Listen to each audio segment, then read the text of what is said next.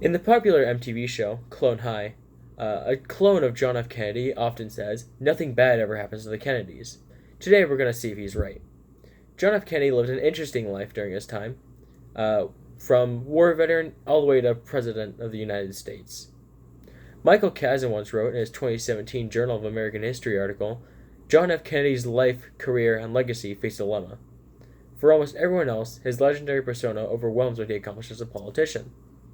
I hope to inform my audience on how John F. Kennedy lived his life and to teach them how to inspire others as Kennedy inspired them, people around him.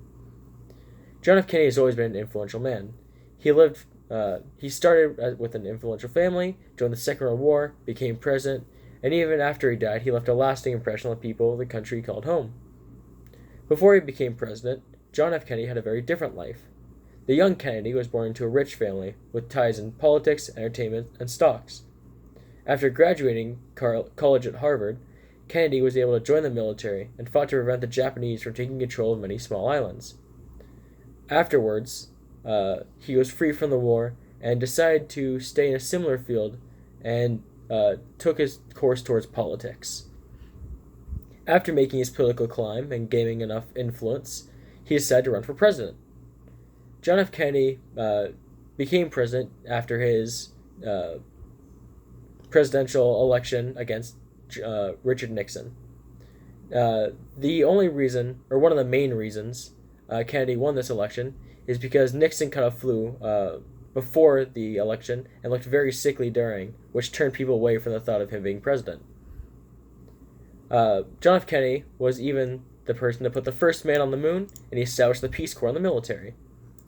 John F. Kennedy also helped in the Cold War by turning tensions in the United States into a victory for the United States and NATO. And although he was a great president, a legacy doesn't end when the person does.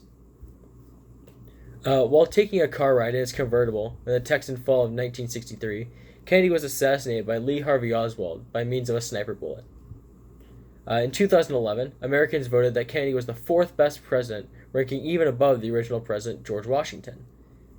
In David L. Snead's book from 2010, John F. Kennedy, the New Frontier president, he describes the impact that the former president had on his nation and how the former celebrity was so well loved that even 40 years after his untimely demise, a small sale of his memorabilia raised over $15,000 with just 3 of the items, over 700 items available.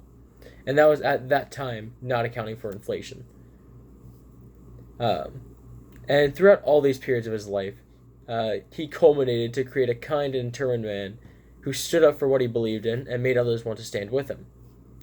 Throughout the many years, he lived a fulfilling life before, after, and during his presidency that inspired the hearts of many.